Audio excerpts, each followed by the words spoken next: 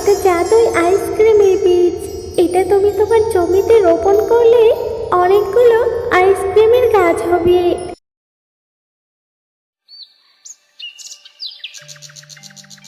সুন্দরপুরে শেফা শিয়ালিনী তার মেয়েকে নিয়ে বসবাস করত। শেফা শিয়ালিনী ছিল খুবই গরিব। শেফা অন্যের বাড়িতে রান্নার কাজ করে যা বেতন পেত তা দিয়ে খুব কষ্টে টেনে টুনে তার সংসার চালাতো। আর অন্যদিকে শেফাদের প্রতিবেশী ছিল অনেক ধনী, তবুও তারা শেফাদের কোনোভাবেই সাহায্য করতো না। মা, ও মা, আমি একটু তিন্নিদের সাথে বাইরে খেলতে গেলাম। তুমি আবার আমার জন্য যেন চিন্তা করো না। সন্ধ্যা হওয়ার আগ দিয়ে আমি বাড়ি ফিরে আসবো। আরে, তোর তো সারাদিন খেলা আর খেলা, একদম খেলতে যাবি না। বাইরে যা গরম পড়েছে, এই গরমে খেলতে গেলে শরীর খারাপ হবে। উফ মা, শুনবো না তোমার চেঁচামেচি। তুমি চুপ করে থাকো, আমার কিছুই হবে না। ওরা সবাই খেলতে বের হচ্ছে, আমি ওদের সাথে একটু খেলবো। আমি এখনই গেলাম। এরপর মিনা বাইরে খেলতে যায়। কি রে তিন্নি, তুই আইসক্রিম খাচ্ছিস? আইসক্রিম কোথায় পেলে রে? এই গরমে আইসক্রিম খেতে খুব মজা লাগে। আমার বাবা যখন বেঁচে ছিল তখন আমি প্রতিদিন আইসক্রিম খেতাম। আইসক্রিম আবার কোথায় পাবো? বাগমামার দোকান থেকে আইসক্রিম কিনে এনেছি। কেন রে, তোরও কি আইসক্রিম খেতে ইচ্ছে করছে নাকি? হ্যাঁ, আমারও খুব আইসক্রিম খেতে ইচ্ছে করছে। আমাকে একটু আইসক্রিম দিবি? অনেকদিন হলো আইসক্রিম খাইনি। আইসক্রিম কিনেছি কি তোকে দেওয়ার জন্য? বলতো, তুই কিনে খেতে পারিস না?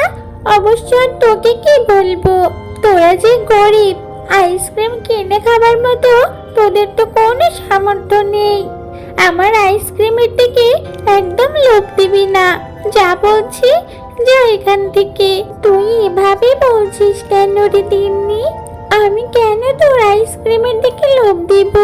বল, দিতেও তো পারিস, কারণ তোদের তো আর আইসক্রিম টাকা দিয়ে কিনে খাওয়ার মতো সামর্থ্য নেই। তাই তুই আমার আইসক্রিমের দিকে লোভ দিচ্ছিস, আর তোর লোভে আমার আইসক্রিম খেলে আমার পেট খারাপ হবে। তিন্নির কথা শুনে মিনা সেখান থেকে বাড়ি চলে যায়। আর বাড়ি গিয়ে ঘরের এক কোণায় দাঁড়িয়ে কাঁদতে থাকে। কি রে মা, তোর আবার কি হয়েছে? একটু আগেই তো তুই বাড়ি থেকে খেলতে গেলি, এখন আবার ঘরের মধ্যে দাঁড়িয়ে কাঁদছিস কেন রে? মা, তিন্নি আইসক্রিম খাচ্ছিল, আর আমি একটু আইসক্রিম চেয়েছি বলে ও আমাকে কত কথাই না শোনালো।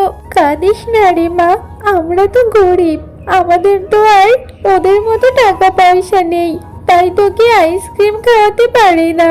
তবে তুই কষ্ট পাস না রে মা, আমি কাজ করে বাগিনী ভাবির থেকে কিছু টাকা এনে তোকে আইসক্রিম কিনে দিব। সত্যি মা, তুমি আমাকে সত্যি সত্যি আইসক্রিম কিনে দেবে? কি মজা, অনেকদিন পরে আমি আইসক্রিম খেতে পারবো। এরপর শেফা শিয়ালিনী বাঘিনীর বাড়িতে কাজ করতে যায়। মালকিন, আমাকে কি আজ কিছু টাকা দিতে পারবেন? আরে শেফা, তোর তো এখনো মাসই শেষ হয়নি, তাহলে তুই এখন কেন টাকা চাইতে এসেছিস? আসলে মালকিন, আমার মেয়েটা আইসক্রিম খাওয়ার জন্য খুব জেদ করছে, তাই আপনি যদি মাসের বেতন থেকে কিছু টাকা অগ্রিম দিতেন তাহলে খুব উপকার হতো। আর সেই টাকা দিয়ে আমি আমার মেয়েটার জন্য একটা আইসক্রিম কিনে নিতে পারতাম। আরে, আমি কোনো অগ্রিম টাকা দিতে পারবো না। আর তোর মেয়েরা তো আইসক্রিম খাওয়ার শখ হয় কেন বলতো? যত সব ঝামেলা, গরিবের মেয়েরা আমার আইসক্রিম খেতে হয়। বাঘিনীর কথা শুনে শেফা অনেক কষ্ট পায় আর তার মন খারাপ করে বাড়ি ফিরে আসে। মা, তোমার হাতে আইসক্রিম কোথায়? মা, তুমি বাড়ি ফেরার সময় আমার জন্য আইসক্রিম আনতে চেয়েছিলে, কিন্তু তোমার হাতে তো কোনো আইসক্রিম দেখতে পারছি না। মা, মারে, আমি বাঘিনী ভাবির কাছে অগ্রিম কিছু টাকা চেয়েছিলাম। বাঘিনী ভাবি আমাকে কতই না কথা শোনালো। আমি জানি রে মা, তোর অনেক কষ্ট হচ্ছে, তুই অনেক আশা করেছিলি আইসক্রিমের জন্য, কিন্তু আমি সেটা করতেই পারলাম না। ওরা সবাই আমার সামনে আইসক্রিম খায়, আমার কি আইসক্রিম খেতে ইচ্ছে করে না বুঝি? আমার আর ভালো লাগে না। একটা আইসক্রিমই তুমি আমাকে কিনে দিতে পারো না? এরপর মিনা তার মায়ের সামনে থেকে চলে যায়। হে আল্লাহ, আমার মেয়েটার সামান্য একটা ইচ্ছেও আমি পূরণ করতে পারি না। আমি একটা আইসক্রিম আমার মেয়েকে খাওয়াতে পারলাম না। এ কেমন মা আমি? নিজের সংসারটাও ভালোভাবে চালাতে পারি না।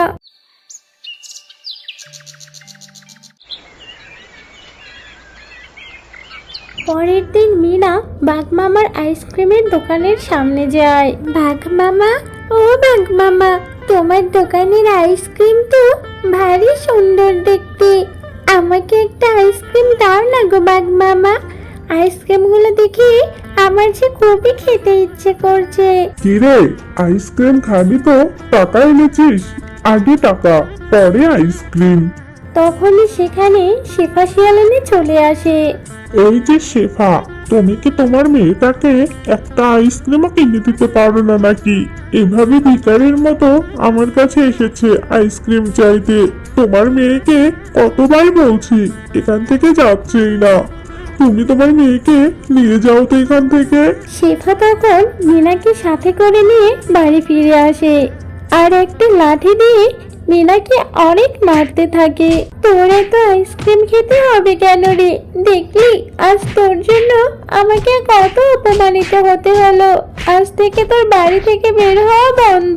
এই বলে শেফা বাড়ি থেকে মন খারাপ করে বেরিয়ে যায় আর একটা গাছের নিচে বসে কাঁদতে থাকে। হে আল্লাহ, সামান্য একটা আইসক্রিমের জন্য আমি আমার মেয়েটাকে মেরেছি। আমি কিভাবে এতটা নিষ্ঠুর হতে পারলাম? তাছাড়া যে আমার কাছে কোনো উপায় ছিল না। মেয়েটা আজ অনেক কষ্ট পেয়েছে। তোমার অনেক কষ্ট আমি বুঝতে পেরেছি শিয়ালিনী। তোমার সব কষ্ট আমি দূর করে দিব। এ কি গাছ, তুমি কথা বলতে পারো বুঝি? হ্যাঁ গো হ্যাঁ, আমি হলাম এক জাদুই গাছ। আমি যেমন কথা বলতে পারি, তেমনি সবাইকে সাহায্য করতে পারি। আমি তোমাকে সাহায্য করতে চাই। আমি জানি তোমার অনেক দুঃখ। এই নাও একটা জাদুই আইসক্রিমের বীজ। এটা তুমি তোমার জমিতে রোপণ করলে অনেকগুলো আইসক্রিমের গাছ হবে।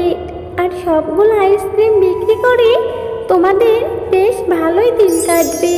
এরপর শেফা শিয়ালিনী বীজটা নিয়ে বাড়ি ফিরে আসে আর বীজটা তার জমিতে রোপণ করে দেয়।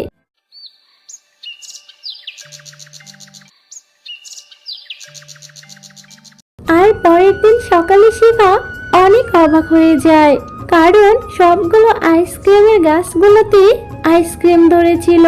মা, এটা তো দেখছি আইসক্রিমের গাছ। এখন থেকে আমি আইসক্রিম খেতে পারবো। আর এতগুলো আইসক্রিম তো আমি খেয়ে শেষই করতে পারবো না মা। এই আইসক্রিমগুলো বরং আমরা বাজারে বিক্রি করব। হ্যাঁ রে মা, এই সব আইসক্রিম তোর। এখন থেকে তোর যত খুশি তত আইসক্রিম খাস। এরপর থেকে শেফা শিয়ালিনী বাকি আইসক্রিমগুলো বাজারে বিক্রি করে আর তাদের সংসার বেশ সুখে শান্তিতেই কাটতে থাকে।